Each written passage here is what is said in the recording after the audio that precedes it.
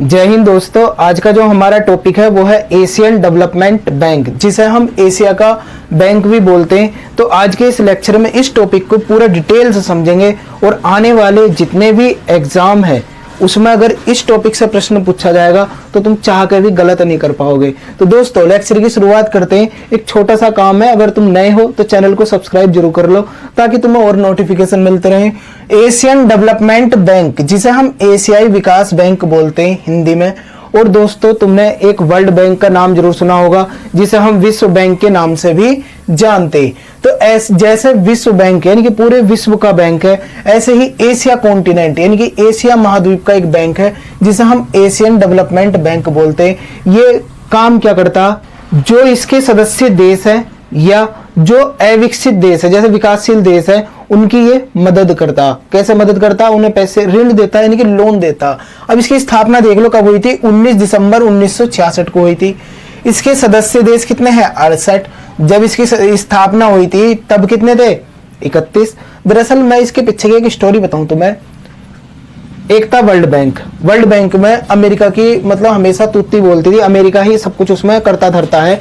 Even ये समझ लो world bank में एक मात्र देश ऐसा है, वर्ल्ड बैंक का एक सदस्य देश ऐसा है यूएसए, जिसके पास क्या है? वीटो पावर है। वीटो पावर मतलब अगर वर्ल्ड बैंक किसी को पैसे देना चाहे तो अमेरिका उस पर वीटो पावर लगा सकता है, यानी कि उसे रोक सकता। केवल और केवल वर्ल्ड बैंक के जितने भी सदस्य हैं ना, उनमें से अमेरिका के पास ही इतनी शक्ति है। अब तुम कहोगे कि अमेरिका को इतनी शक्ति क्यों दी? क्योंकि जो वर्ल्ड बैंक है ना, उसमें सबसे ज्यादा जो हिस्सा है, यानी कि सबसे ज्यादा जो वर्ल्ड बैंक को पैसे देता है वो कौन देता? यूएसए देता। अब यूएसए देता तो उसकी दादागिरी तो चलेगी। तो इस चीज से तंग आकर जापान ने ये महसूस करा कि यार वर्ल्ड बैंक है, पूरी दुनिया का बैंक है, यूएसए इसमें टांग लाता, क्यों ना हम एशिया के एक अलग ही बैंक बना ले। तो इस चीज की जो शुरुआत मानी जाती है एशियाई विकास बैंक की, ये जापान से मानी जाती। तो देखो इसके सदस्य थे, पहले 31 थे, बाद में 68 हो गए। भारत इसके संस्थापक सदस्यों में से माना जाता। जब इसकी नींव पड़ी थी यानी कि इसका फाउंडेशन हुआ था, तब इसका सदस्य भारत तभी से है। इसका जो मुख्यालय है यानी कि हेडक्वार्टर, जो आजकल पेपर में प्रश्न पूछा जाता, वो मनीला यानी कि फिलीपींस में है। फिलीपींस की राजधानी क्या है? मनीला। वहां इसका हेडक्वार्टर है। अब इसके शेयर धारक समझ लो कौन कौन सा दे, इसे कितना कितना हिस्सा देता है, कितनी कितनी पूंजी देता। तो जापान और यूएसए, जापान और यूनाइटेड स्टेट ऑफ अमेरिका इसमें लगभग 15.6% हिस्सा देते हैं। जितनी भी इसके पास संपत्ति है, ये जितना भी पैसा एशियाई विकास बैंक के पास आता, वो सारा पैसा उसमें से 15.6% जापान और यूएसए देते हैं। 15.6 जापान, 15.6 यूएसए। हालांकि कुछ टाइम से पहले जापान ही सबसे ज्यादा इसका मतलब शेयर धारक हुआ करता था, जापान ही इसमें सबसे ज्यादा पैसे देता था। लेकिन अब जापान ने थोड़ा सा कम कर दिया, यूएसए ने थोड़ा बढ़ा दिया, तो दोनों 15-15% देते हैं लगभग।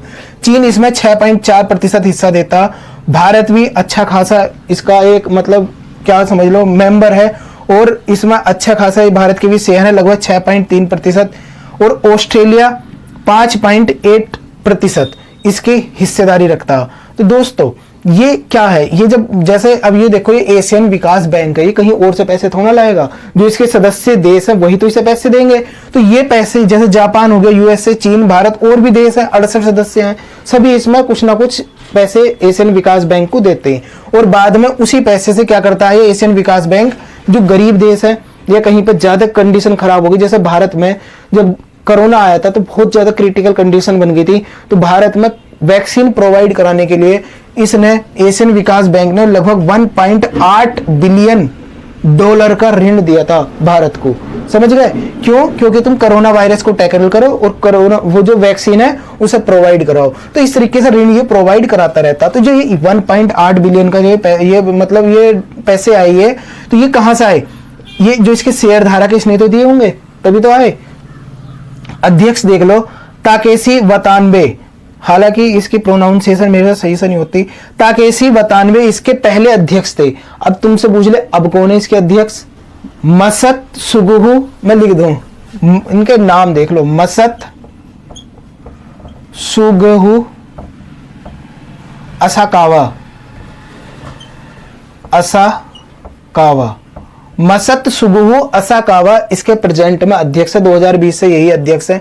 इसमें मैंने अभी बताया जापान का बोला है, यानी कि जापान की इसमें ज्यादा चलती। हालांकि ऐसा नहीं है, जैसे वर्ल्ड बैंक को देखो, उसमें किसके पास है, अमेरिका के पास वीटो पावर है। अगर वर्ल्ड बैंक किसी को पैसे देना चाहे तो अमेरिका वीटो पावर ला सकता और उसे ऋण देने से रोक सकता। लेकिन एशियन विकास बैंक में भले ही जापान अच्छा इसमें मतलब साझेदारी रखता, जापान की इसमें मतलब चलती, लेकिन इसमें एशियन विकास बैंक में, जिसे एडीबी बोलते हैं, इसमें किसी के पास वीटो पावर नहीं है। कोई भी वीटो पावर नहीं लगा सकता। जो भी इसके सदस्य मतलब जो डिसाइड करेंगे, जो इसके बोर्ड ऑफ मेंबर है, वो डिसाइड करेंगे कि अगर किसी को ऋण देना तो देना, कोई इस पर रोक टोक नहीं लगाने वाला।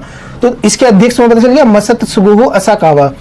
रिपोर्ट कौन सी जारी करता, एशियाई विकास आउटलुक रिपोर्ट ये जारी करता। और दोस्तों इसका जो उद्देश्य क्या है, उद्देश्य है इसका reduce poverty.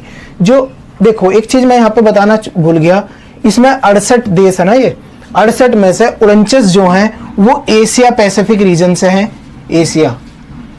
Asia Pacific region से, और जो अन्य है मतलब बचे कितने 19, वो अन्य रीजन से है। मतलब जो एशिया पैसिफिक क्षेत्र है वहां से इसके 49 देश निकल कर आते हैं, और बाकी 19 देश अदर दूसरे रीजन से, जैसे अफ्रीका, इस तरीके से अलग अलग महाद्वीप से निकल कर आते हैं।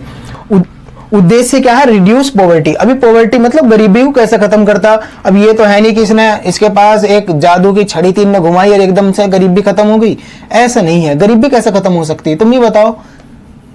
जो लोगों की जरूरत है उन्हें पूरी कर दो, गरीबी खत्म। अभी तुम्हें क्या जरूरत है बताओ, तुम्हें गाड़ी की जरूरत है, तुम्हारे पास गाड़ी आ गई, गरीबी खत्म।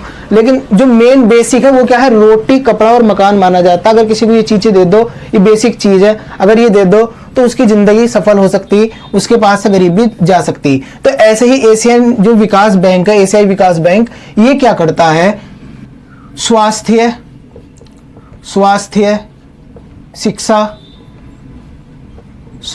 शिक्षा और आवास, जल संरक्षण,